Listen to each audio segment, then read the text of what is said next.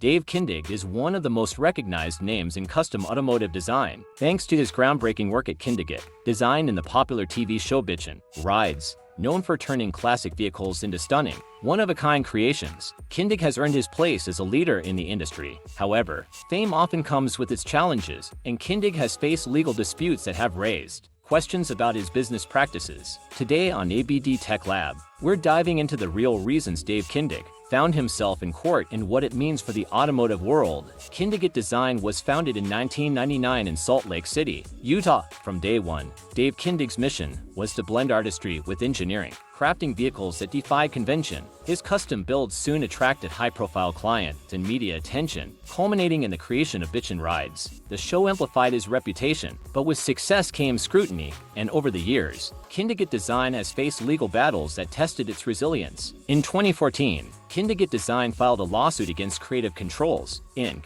CCI, alleging patent infringement. The dispute revolved around Kindig's patented custom door handle design, a standout feature in many of their builds. The allegations: Kindig claimed that CCI had copied their door handle design and was selling similar products, infringing on their intellectual property. The company argued that this not only violated their patent, but also caused confusion in the marketplace. CCI's defense: CCI denied the allegations, challenging the validity of the patent and claiming their designs were original. They also argued that the court lacked jurisdiction over the case. The outcome: the court upheld Kindig Design's patent, ruling in their favor.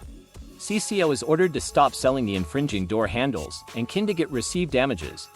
This case underscored the importance of intellectual property protection in the custom automotive industry. In 2022, Kindig Design faced a lawsuit filed by a group of chiropractors who had commissioned a custom 1970 Ford Dodge Charger.